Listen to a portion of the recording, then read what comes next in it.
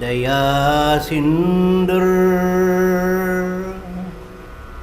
योगेश्वर गुरुवरो वेद विषय दियां साक्षी संवेद विजय रथ सारथ्यकरण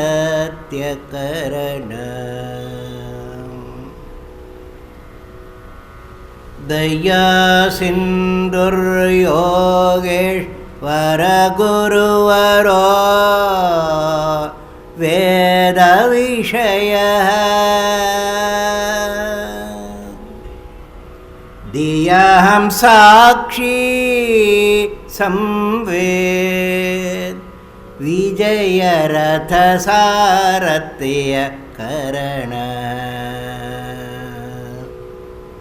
गदी शंखी चक्री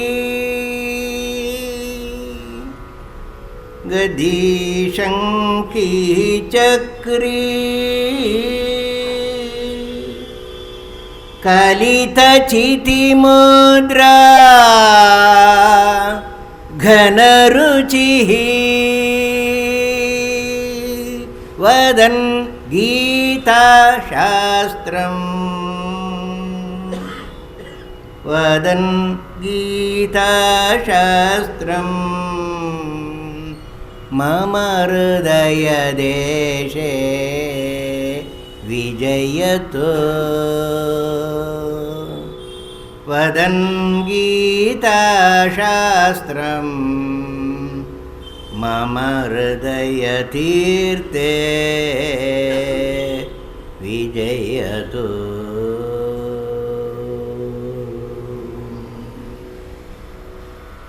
गीताया परिचिन्तनम्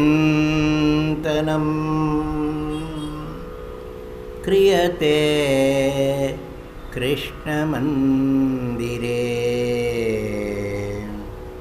पुरुषोत्तमज्ञानार्थं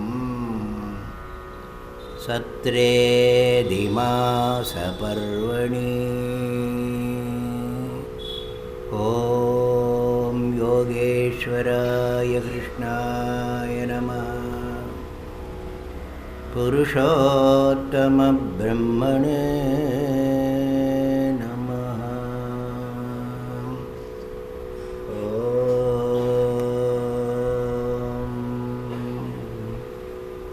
नमः परस्मै पुरुषाय भूयसे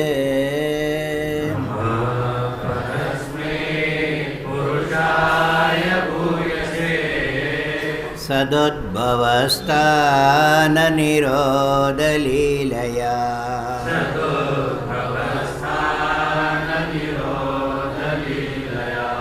गृहीतशक्ति त्रितयाय देहिनां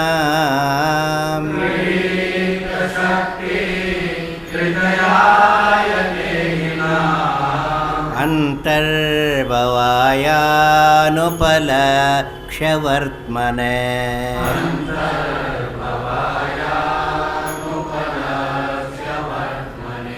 अन्तर्भवायानुपलक्ष्यवर्त्मने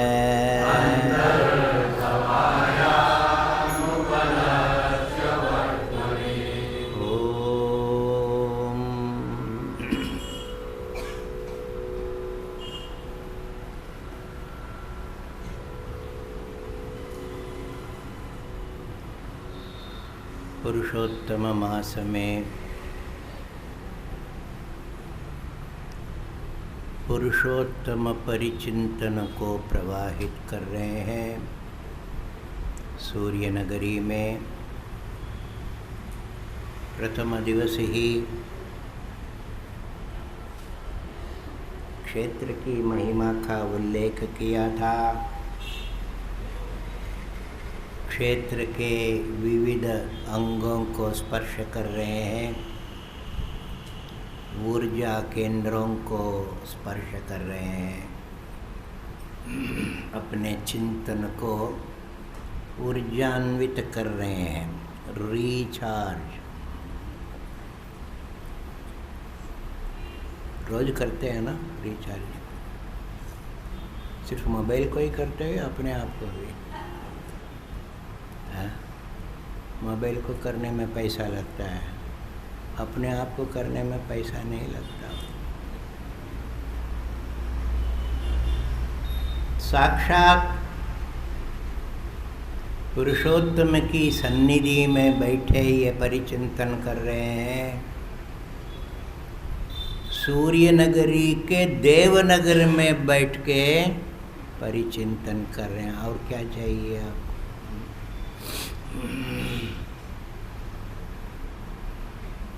अत्यंत करुणामय होकर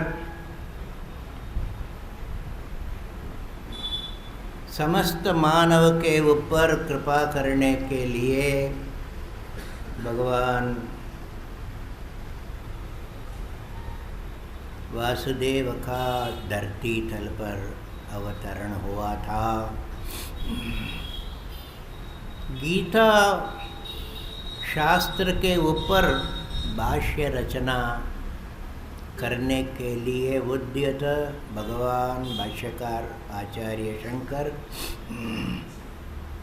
प्रारंभ में ही उनका स्मरण करते हैं, उनका उल्लेख करते हैं। हो सच भगवान, उसके पहले काफ़ी वर्णन किया भगवान किस प्रकार धर्म स्थापना के लिए निरंतर जागरूक हैं। सच भगवान ज्ञान ऐश्वर्य शक्ति बल वीर्य तेजोभिः सदा संपन्नः त्रिगुणात्मिकां वैष्णवीं मायां मूल प्रकृतिं वशीकृत्य देहवानिव जातैव च लोकानुग्रहं कुर्वन् लक्ष्यते। ये हमारा सिद्धांत। भगवान किसको कहते हैं? कोई टाइटल नहीं समझ लेना, जिनकी मर्जी वो लिख दे भगवान। ज्ञान ऐश्वर्य शक्ति बल वीर्य तेज, इन छयों का अटूट जो भंडार हो, सनातन कोश में इनका उल्लेख करके षण्णाम्भग इतिंगना, इन 6 दिव्य गुणों का जो समूह है उसको भग कहते हैं। जिसके पास भग है वो भगवान है, धनवान गुणवान विद्यावान, ऐसे ये भगवान। ये ईश्वर का स्वरूप, डेफिनेशन ऑफ गॉड। सदा संपन्न है, ये कहीं बाहर से नहीं आता है, उनके स्वरूप में ही ये रहता है। वो ईश्वर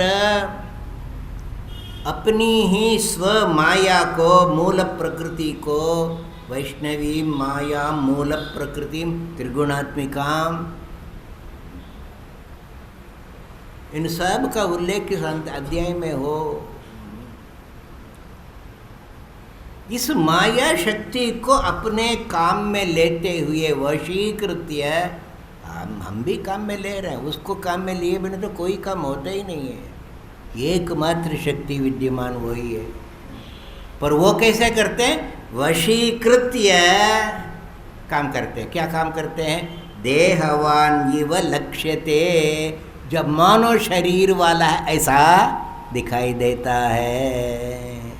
देहवान इव, सचमुच देहवान नहीं है, देह नहीं है फिर भी देह है, इसको कहते हैं माया।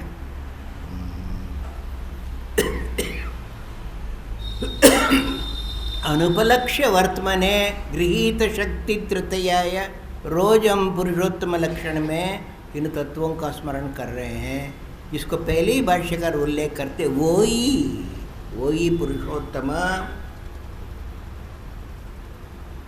स देवक्यां वसुदेव वसुदेवाद अंशेन किल संबभूव।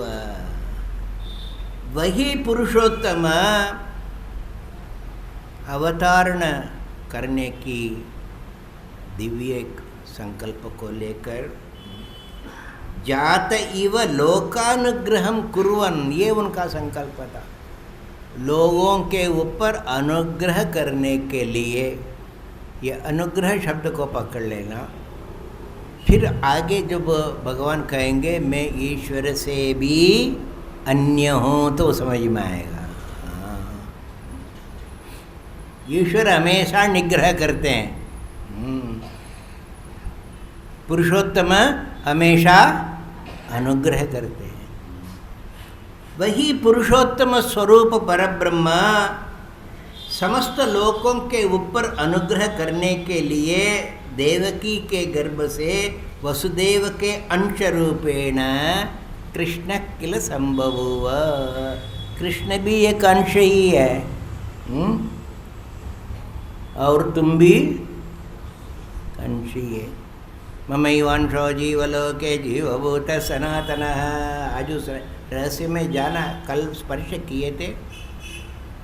ममैवांशो जीवलोके जीवभूत सनातन।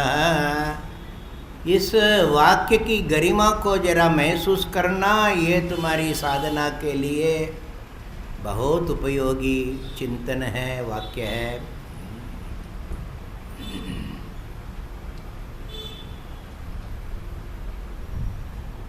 कृष्ण रूप में पुरुषोत्तम ने एक नाटक किया। तुमको भी निमंत्रण देते हैं, तुम भी नाटक करो, पर तुम नहीं कर रहे हो। You are too serious, too tense, too idiotic, रिमूड। नाटक नहीं कर रहे हो, सब कुछ सीरियस है। बाप रे बाप।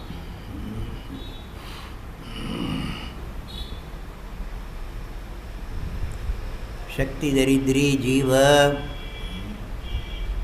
नाटक नहीं कर सकता, इसलिए थोड़ा शक्ति को जागृत करना पड़ता है। नर किसको कहते हैं? नारे अधिकृतः नरः। नार शब्द शास्त्रीय शब्द हो, नारायण नाम लेते हो तो उसमें नार है। नार का जो एकमात्र आधार है, स्रोत है, वो नारायण है। सारा जीवन इसी से प्रसृत होता है। यथ प्रवृत्तिर्भूतानां येन सर्वमिदं तथा। जहाँ से ये सारी प्रवृत्ति आई, वहीं को हमें लौट के जाना है। लक्ष्य की बात कल परसों की थी, वो नारायण है। उसमें लौट के वही जा सकता है जिसमें नार हो। नार ही नारायण में जा सकता है। जिस नार में अधिकृत होगा वो नर है। नारे अधिकृत है नर है। सब जगह सारे प्राणी भगवान में हैं, पर भगवान में जाता कौन? मनुष्य। सृष्टि ऐसी की उन्होंने।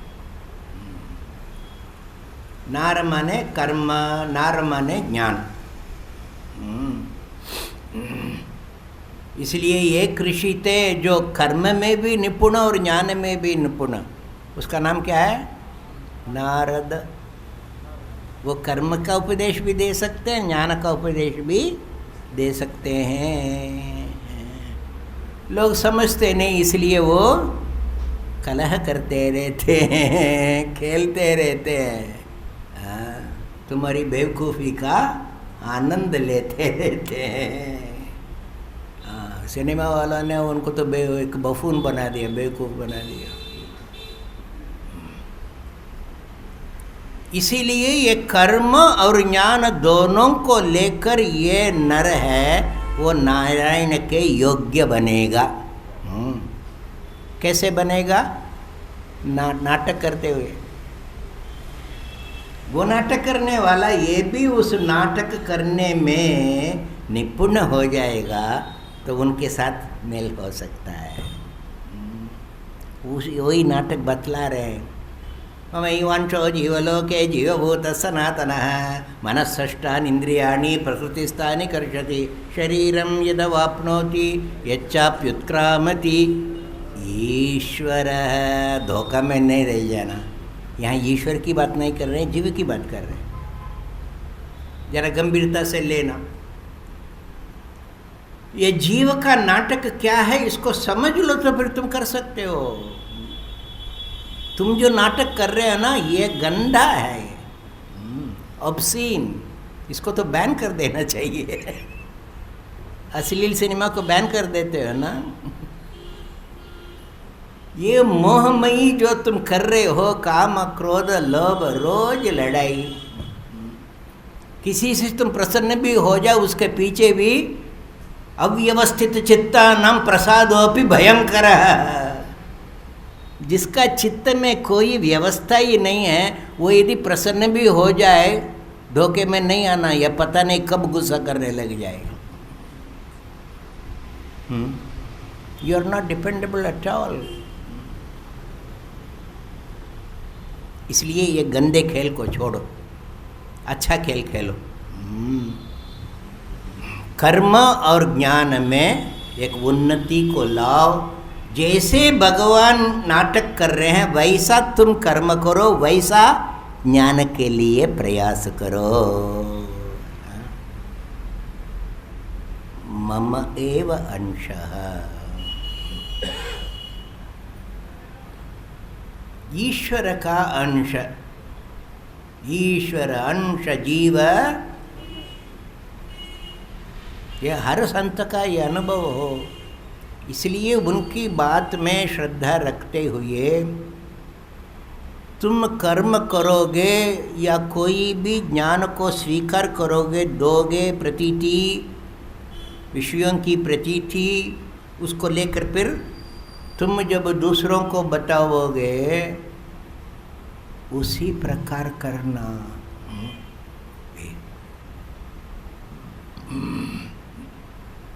मेरा ही अंश होकर ये जीव करे।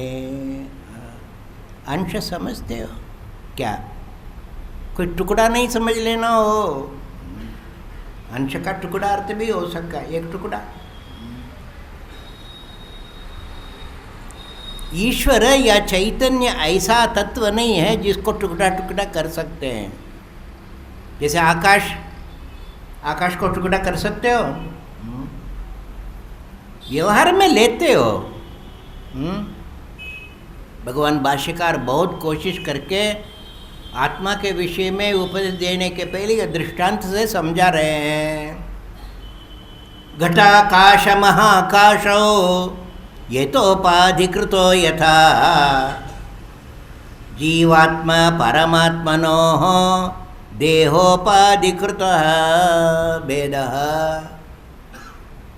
जैसे घटाकाश, घड़ा लाए, किसी काम के लिए लाए, खाली है क्या? खाली हो तो फिर उसमें पानी रखेंगे। हाँ, घड़ा खाली है। इसी को शास्त्र भाषा में कहते हैं घट में आकाश है। आकाश माने क्या? अवकाश। अवकाश को आकाश कहते हैं। There is an opportunity. एक कुछ चीज़ रखने के लिए वहाँ अवकाश है। अवकाश ही नहीं तो क्या रखोगे?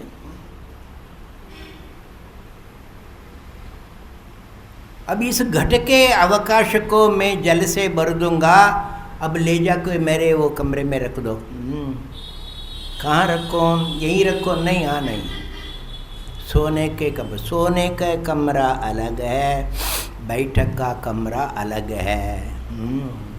ये मठाकाश है, वो कक्षाकाश है। आकाश बदल गए ना। घटाकाश मठाकाश हो घटोपाधिकृतो यथा। ये दोनों का जो भेद कर रहे हैं ना, ये घड़े का आकाश और कमरे का आकाश, ये क्या अलग अलग आकाश है क्या? केवल वो घड़ा वहाँ चले जाने से घट उपाधिकृत ये भेद आकाश। ये तो आकाश को तो आप छू ही नहीं सकते हो। तलवार मारो तो आकाश दो टुकड़ा नहीं होता है। जल छिड़क दो तो वो आकाश गीला नहीं होता है। जैसे ये सूक्ष्म तत्व भौतिक होते हुए भी सूक्ष्म, उससे तो 1000 गुना ज़्यादा सूक्ष्म है चैतन्य आत्मस्वरूप। इसलिए आत्मा नाना नहीं होते हैं, देह नाना होता है। देह उपाधि को लेकर देह के अंदर जीव है और सारे जगत में ईश्वर है। ऐसा ये देह उपाधि कृत भेद है, इसको कहते हैं अंश। भगवान भाष्यकार इसलिए ममैवांशः इसके ऊपर भाष्य लिखते हैं, मम अंशत्वेन कल्पितः। कौन? जीव। जीव क्या है? कल्पित है ना। जैसे सूरज की रोशनी वहाँ है पर बंद है, उसमें एक छेद है, तो उस छेद से वो सूर्य की रोशनी आएगी तो उसका एक दंडाकार बन जाता है, बीम, एक लंबा सा आता है। अरे ये क्या है? ये तो सूर्य का किरण है। तो किरण एक नाम पड़ गया और एक आकृति पड़ गई है, बीम, स्ट्रीमिंग बीम हो जाए ना। ये नाम और रूप दे देते हो, नहीं तो इसमें और सूर्य की रोशनी में कोई भेद है? भेद नहीं कर सकते हो। क्यों भाई? जैसे समुद्र के पानी में और लहर के पानी में कोई भेद नहीं है। भेद है? हाँ, लहर उठ जाने से क्या समुद्र कम हो गया? नहीं, समुद्र ही जरा उठता है तो लहर का नाम दे देते हो, क्योंकि वो शेप हुआ ना। लहर का एक रूप है और लहर का एक नाम है। ये नाम रूप उपाधिकृत भेद हो गया सारे जगत का। नाम रूपात्मकम जगत, ये सब सिद्धांत समझ लेना हो। भागवत में कहानी सुन के चले जाते हो, भगवत संबंधी एक भी चीज़ समझ में नहीं आती है। इसलिए वो बेवकूफ़ी की बेवकूफ़ी बनी रहती है तुम्हारे जीवन में। क्यों भाई? सुखदेव जी बोले, किसके लिए बोले थे? तुम्हारे लिए नहीं बोले थे, जिसके लिए बोले थे उन्होंने समझ लिया। किसके लिए बोले थे? परीक्षित को बोले। हाँ, ये इसलिए राजन, अब तुम स्वस्थ है तो अब मैं स्वस्थ हूँ। उन्होंने कहा अभी कह रहे हो या तक्षक आएगा? तक्षक आने दो। तक्षक के वैसे ही सुन रहे थे ना। तक्षक आएगा, काटेगा। अरे मेरा शरीर छोड़ो, सारे भवन को दग्ध कर देगा, इतना जहर है उसके अंदर। सारा ये शरीर है और ये भवन जल जाएगा, मैं नहीं जलूँगा। ये जैसे जनक जी कह रहे थे ना, मिथिला जल जाए तो मैं थोड़ी जलूँगा। यही बात अर्जुन की भी हुई थी। अर्जुन को ये सारी बातें बतला रहे हैं, अर्जुन ने समझ लिया। तुम समझोगे? हाँ, ये निश्चय करो। अर्जुन समझ सकता, मैं क्यों नहीं समझ सकता? क्योंकि वो भी नर है, मैं भी नर हूँ। वो नरत्व देखते हुए उनको ये उपदेश दिया भगवान ने, मेरे साथ खेलो। वही समझना चाहता था। यही संसार में एकमात्र कल्याण है। परमेश्वर की कला को समझ लो, उसको अपना लो। ममैवांशो जीवलोके जीवभूतः सनातनः। ये सनातन जीव की यात्रा में, उसमें एक सीन, दो सीन, ऐसे कई सीन्स हैं। एक सीन में एक शरीर लेता है, फिर वो ये प्रकृति की शक्तियों को लेकर इंद्रिय, मन, बुद्धि, ये सारे प्रकृति का दिया हुआ है, ये तुम्हारा नहीं हो। उसका ले लेता है और भुंजानम व गुणान्वितम, विषयों का अनुभव करता है, विषयों का प्रयोग करता है। करते करते हरि ओम तत्सत। अब कब तक ये मशीन काम करेगा? है तो ये मशीन ना, शरीर घिस गया, देखना बंद हो गया, सुनना बंद हो गया, फिर भी कोशिश करते हो, फिर भी सुनो, फिर भी देखो, फिर भी घूमो, अभी भी घूमने की इच्छा है। अरे पैर नहीं चलता तो बैठो ना चुपचाप।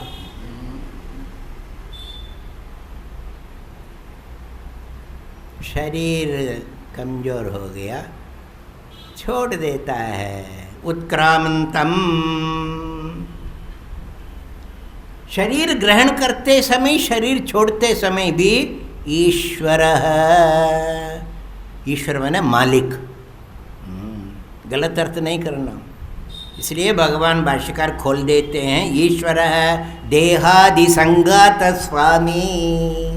देह इंद्रिय मन आदि एक समूह है ना, संघात है, साइकिक एंटिटी, उसका ये स्वामी है, मालिक है, काम लेने वाला है।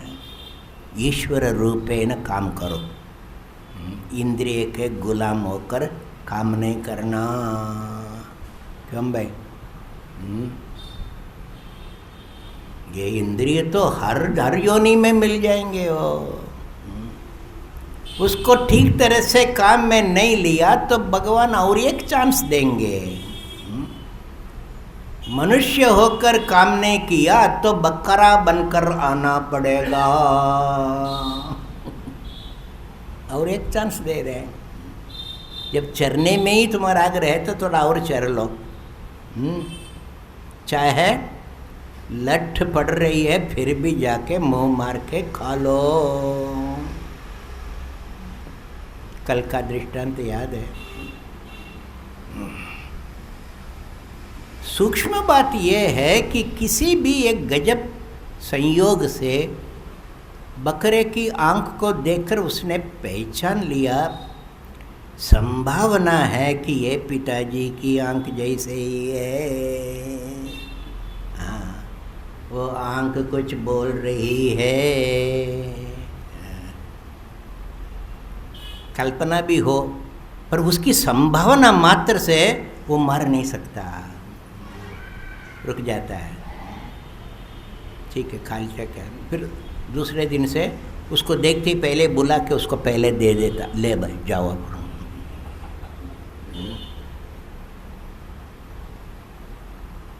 ये आदर किसका है? आदर है पिता। ये पिता का संबंध हुआ शरीर को लेकर है ना।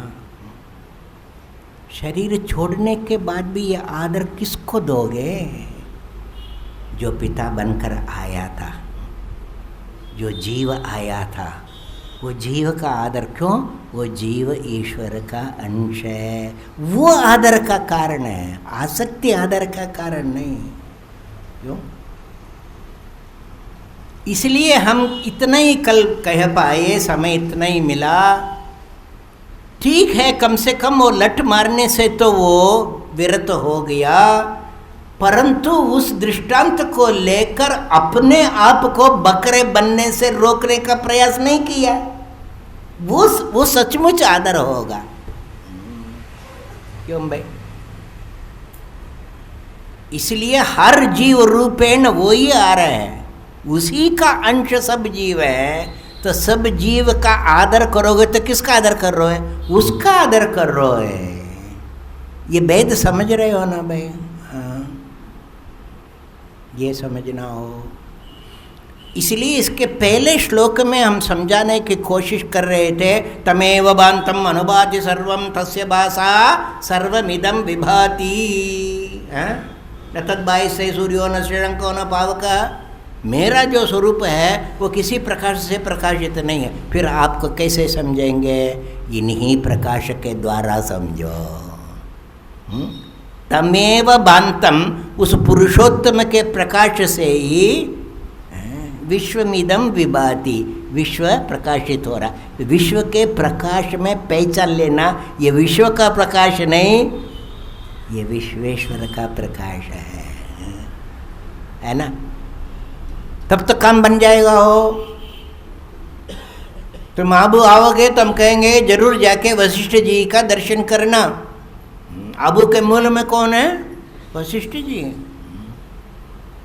लोग वो जाके, बहुत से लोग तो गलत काम करने के लिए आते हैं, दूसरे लोग मौज करने के लिए आते हैं। बहुत कम लोग ऐसे हैं उसकी दिव्यता को महसूस करने आते होंगे। यह सब जाएंगे तो दिव्यता महसूस है। जैसे हम लोग सूर्य नगरी की दिव्य स्थानों को स्पर्श कर रहे हैं। वशिष्ठ जी जाएंगे तो वहाँ देखेंगे वो तो पुराना मंदिर है, अंदर शायद लाइट भी नहीं है, होने पर भी बिजली नहीं आती है, शायद वहाँ लाइट लगाते ही नहीं है। तो हम गए थे तो कुछ नहीं दिखाई दे रहा। वो कहता है कि वो अरुंधति भी है, माता अरुंधति है, राम जी हैं, लक्ष्मण जी है। हमने कहा कि तो पहले मालूम होता तो हम टॉर्च लेकर आते हैं। वहाँ एक ब्रह्मचारी तो उन्होंने कहा महाराज आप ठहर जाओ। मैंने कहा अच्छा ये लोग टॉर्च रखते हैं? उन्हें कहा नहीं हमारे पास टॉर्च उर्च नहीं है। तो अंदर गया और एक टूटा हुआ कांच ले आया, वो भी टूटा हुआ था, दर्पण है ना। ये क्या कर रहा है? वो मंदिर के बाहर आंगन में चला गया। आप जरा देखना, वहाँ देखना, मेरी ओर मत देखना। हम लोग वहाँ देखते रहे। उधर जाके वो सूर्य की रोशनी को उस लेकर रिफ्लेक्ट किया। अब साफ दिखाई दे रहा है, ये वशिष्ठ जी, ये अरुंधति, ये छोटे से राम, ये लक्ष्मण। काम बन गया ना। प्रतिफलन से भी काम तो बन जाएगा। तुम्हें दर्शन करना पुरुषोत्तम का, ये सड़े गला जीव का दर्शन नहीं करना, पर यह जीव से ही आपको वो ज्ञान मिलेगा, क्योंकि वो ही आया है नाटक करने। जैसे अवतार रूप से आया, वो नाटक किया, तो सारे लोगों को धर्म का कुछ पता लगा ना। उस प्रकार संवित दृष्टि से प्रत्येक मनुष्य जीवन में वो ज्ञान के लिए ही नाटक कर रहा है। कर्म के द्वारा धर्म की स्थापना करो, ज्ञान के द्वारा ब्रह्म की स्थापना करो, पुरुषोत्तम की स्थापना करो। एकमात्र उद्देश्य उनका यही है।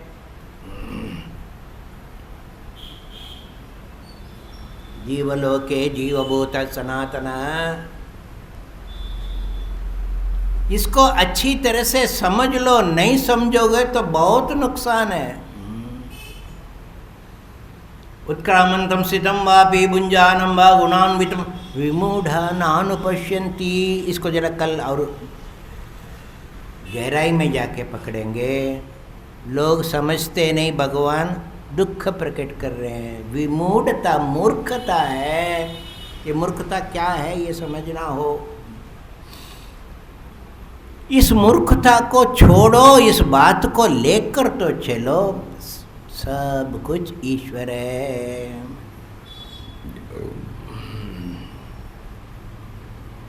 हर जीव ईश्वर का नाटक है, ईश्वर की कहानी है। और साइंस भगवान के बारे में तो नहीं कह सकता है, पर भगवान की दृष्टि को लेकर तुम साइंस को समझोगे तो बड़ा आनंद आएगा।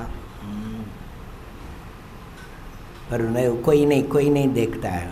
भक्त लोग है ना, वो केवल अवस्था चैनल देखेंगे, साधना चैनल देखेंगे, नेशनल ज्योग्राफी कोई नहीं देखेगा। अब शायद हिंदी में आने लग गया ना। क्या अद्भुत चीज़ है।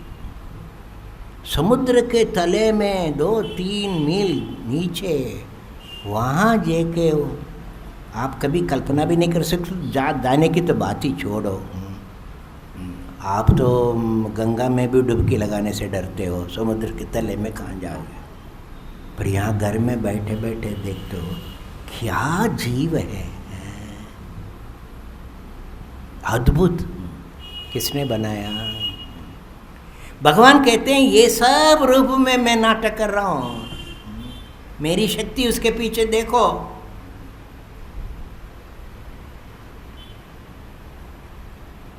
छोटे से एक मधुमक्खी है, बड़े से बड़े एक मधुमत्ता हाथी है।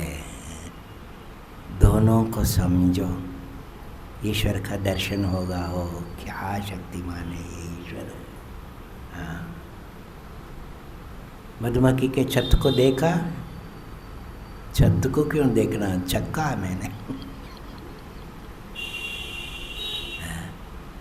मधुमक्खी का छत है ना, उसकी क्या आकृति है? गोल गोल नहीं है, नहीं गोल, तुमने कभी देखा ही नहीं। षटकोण है, परफेक्ट सेक्सगन है, 6 कोने वाले। ये कैसे बनाता है? तुमको यदि मैं कहूँगा एक षटकोण बना दो तो स्केल भी दे दूँ आपको, पेन भी दे दूँ, फिर भी नहीं बना सकते हो। और उसका कोई कुछ है ही नहीं, केवल वो छोटे छोटे 6 पैर हैं, वो बनाते हैं। ये शक्ति कहाँ से इस छोटे से कीड़े में आया? अंदर जाके उनके जीवन को समझो, तुम नहीं समझ सकते हो।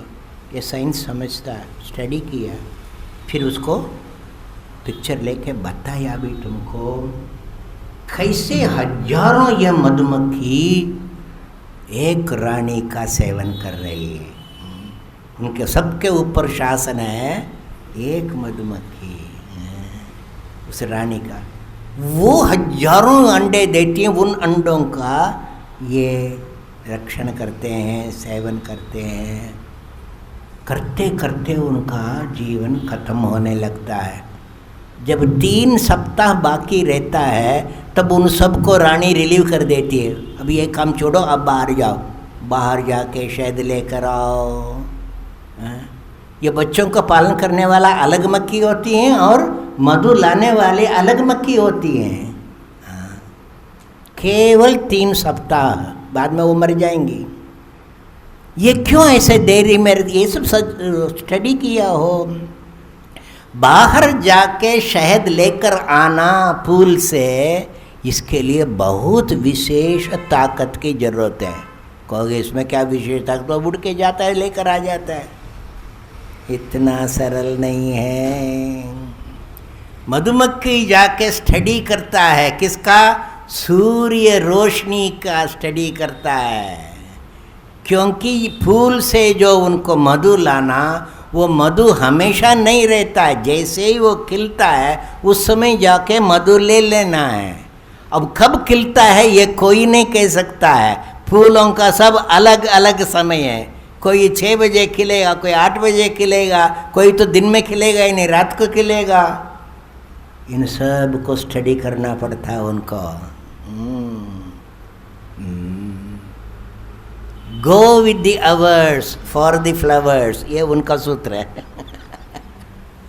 गो with the hours for the flowers, है ना? ये कैसे मालूम उनको?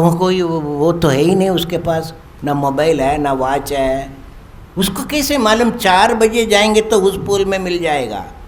वो पहले जाके देख लेता कहाँ कहाँ कौन कौन सा फूल है, फिर समझ लेता वो कब खिलेगा, वो कब खिलेगा, उस समय ही वहाँ जाना है। First come first serve no.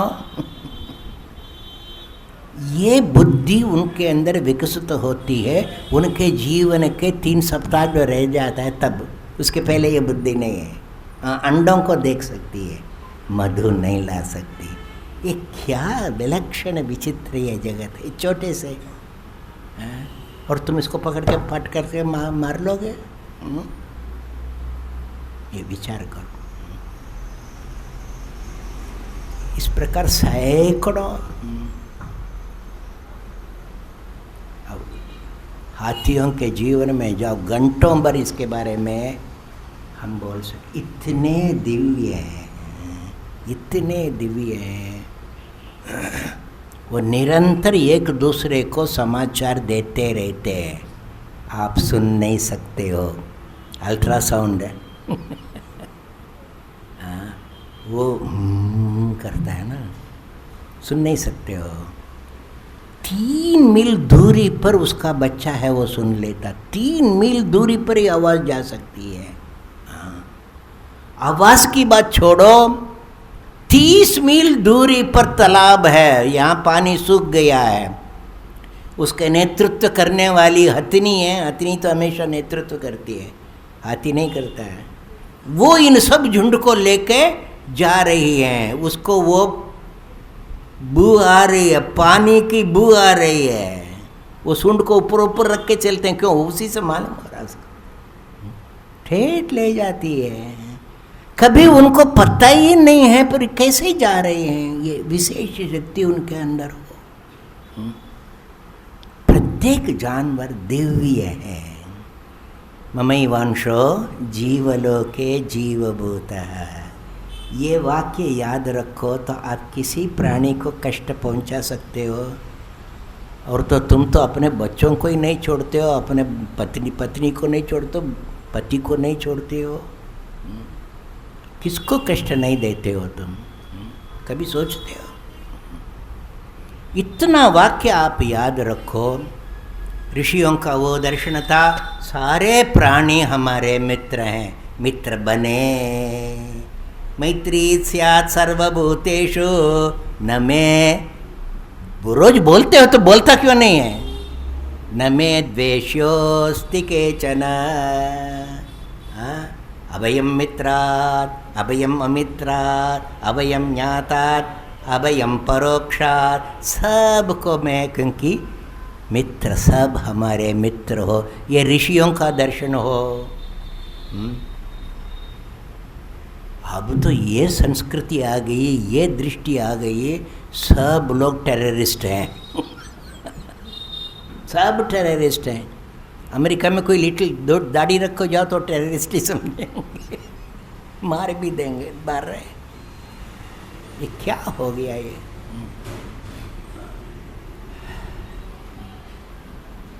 क्योंकि उनके संस्कृति में ये बात है ही नहीं।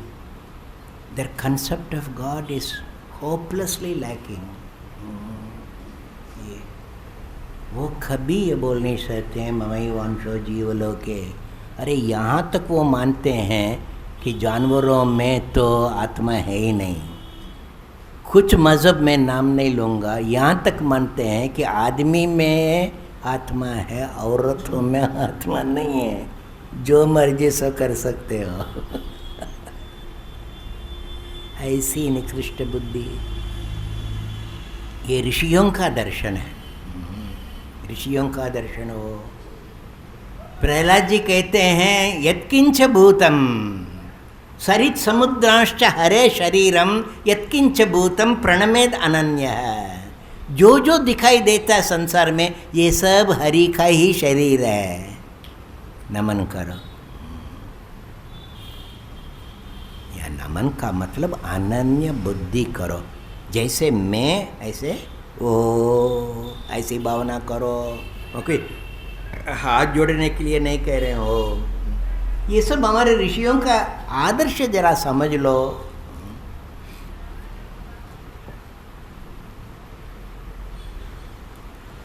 च्यवन महर्षि इलाहाबाद में त्रिवेणी में जाके पानी में डूब के तपस्या कर रहे थे। लोगों ने तंग किया होगा, इसलिए लोगों से बचने के लिए वो पानी में डूब के तपस्या किए। मछुआरे पकड़ते पकड़ते अपने जाल में तो इनको भी उठा लिए। उन्होंने सोचा आज तो माल हो गया हमारा, बहुत बड़ा मछली आई। उन निकाला तो दाढ़ी वाले ये निकले। उनको बाहर वहाँ तीर के ऊपर रख के अब उन लोगों ने सोचे तो गजब हो गया, अब हम क्या करें? किसी ने कहा वापस डाल दो। किसी ने कहा राजा को कोई ये हमारा काम नहीं है, ये फंस जाओगे तुम, कुछ भी करोगे तो। राजा को बता दो। राजा को बताया कि एक मुनि निकले नदी के अंदर से और मरे नहीं, जीवित हैं, समाधि में।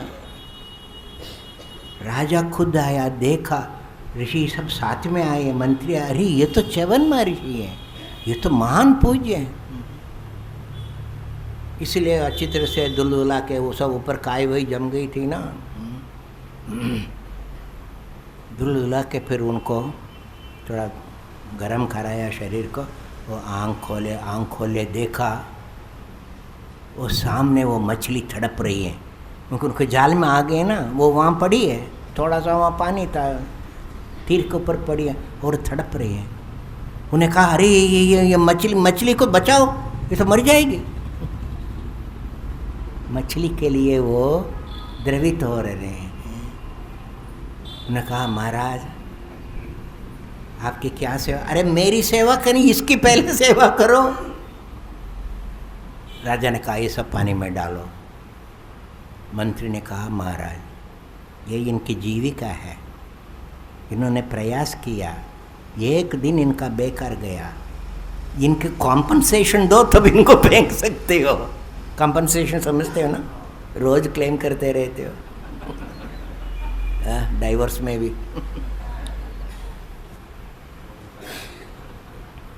उन्होंने कहा ठीक है कॉम्पनसेशन दे दो। क्या देवे तो गाय दे दो, पैसा दे दो, गाय दे दो। इस मछली को उनके ऋषि कह रहे हैं ठीक है। फिर कहा कि महाराज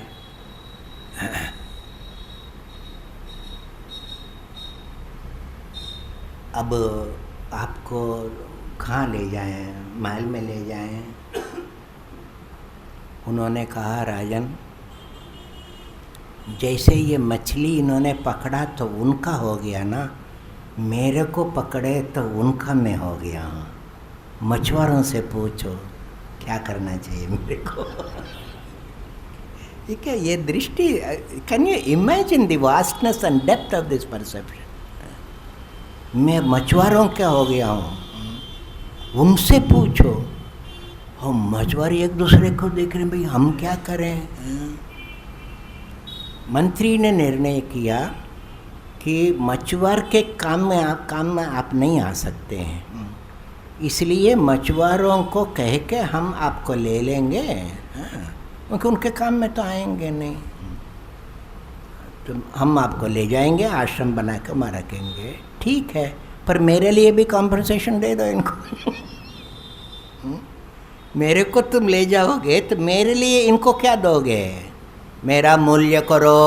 अब तहलका मच गया, च्यवन महर्षि इज ऑन सेल। अब इनका क्या दाम दोगे। किसी ने कहा कि 1 करोड़ रुपया, च्यवन ने कहा क्या सके, वो खुद निर्णय करेंगे ये मूल्य आपके लिए सही है कि नहीं। हाँ। किसी ने कहा कि आधा राज्य दे दो। एक बुद्धिमान मंत्री था, उन्होंने कहा 1000 गाय दे दो। च्यवन महर्षि बहुत खुश हो गए, तुमने ठीक दाम बतलाया। गाय के बराबर हो सकता है। क्यों कहा, यह दूसरी बात है। मेरे कहने का मतलब उनकी दृष्टि देखो,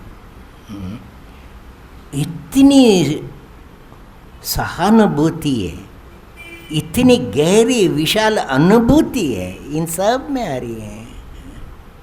ऐसी अनुभूति रखोगे ये संसार कितना सुखमय हो जाएगा। इसलिए आत्मदृष्टि के लिए प्रयास करना ही एकमात्र आतंकवाद का उपाय है, और कोई उपाय नहीं। आत्मीयता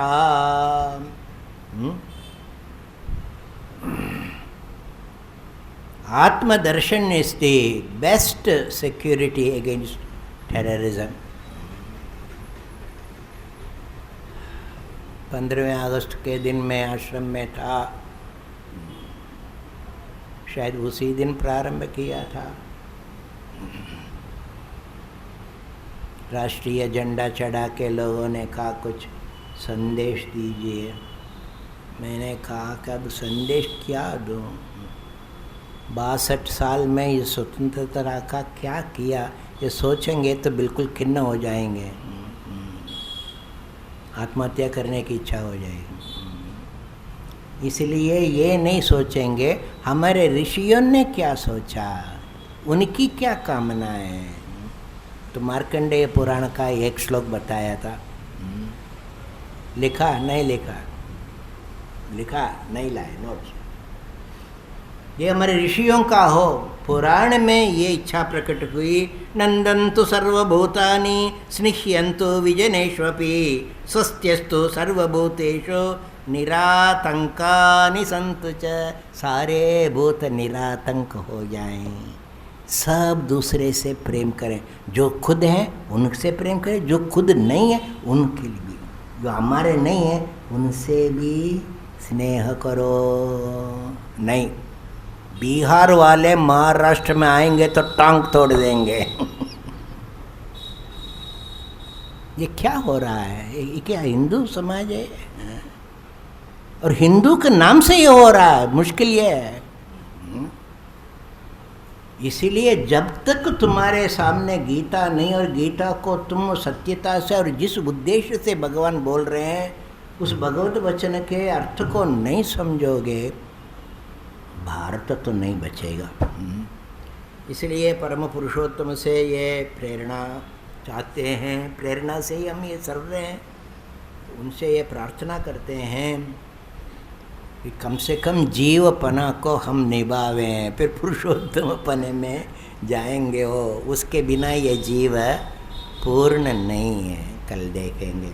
ओम पूर्णमदः पूर्णमिदं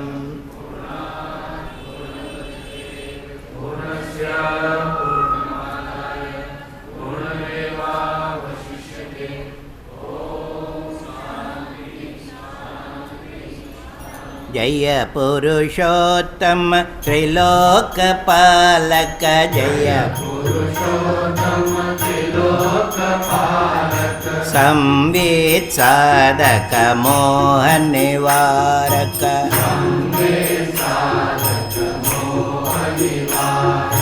जय नारायण कृष्ण जनार्दन,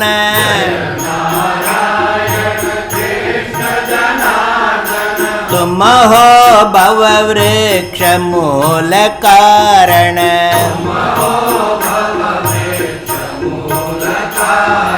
क्षर अक्षर के परे प्रतिष्ठित,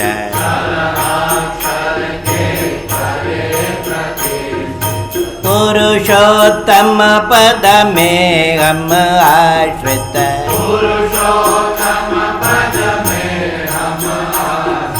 जय पुरुषोत्तम त्रिलोकपालक,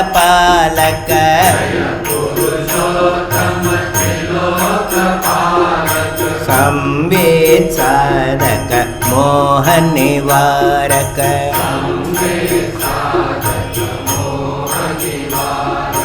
संगरहित मन विषय विरत,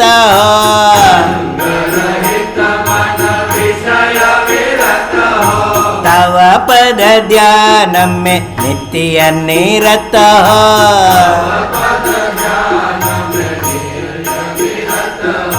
तुम हो शरणागत संरक्षक,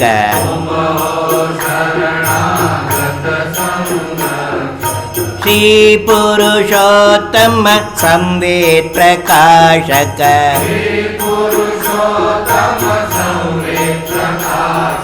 श्री पुरुषोत्तम संवेद प्रकाशक,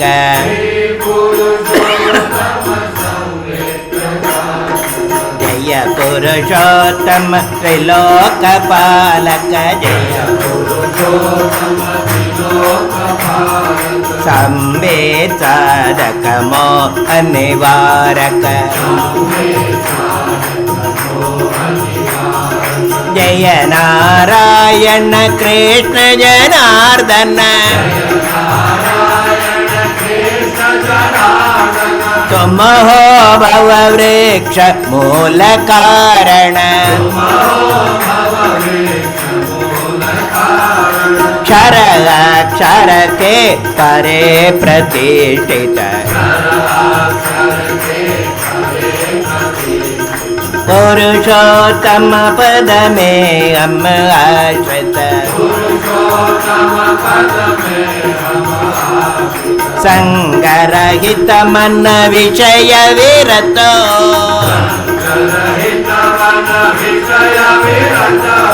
तव पद ध्यान में नित्य निरत,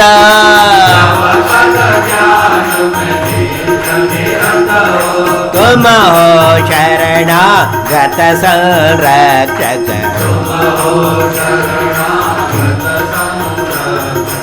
श्री पुरुषोत्तम संवेद प्रकाशक जय पुरुषोत्तम त्रिलोक पालक जय संवेद साधक मोह निवारक संवेद साधक मोह निवारक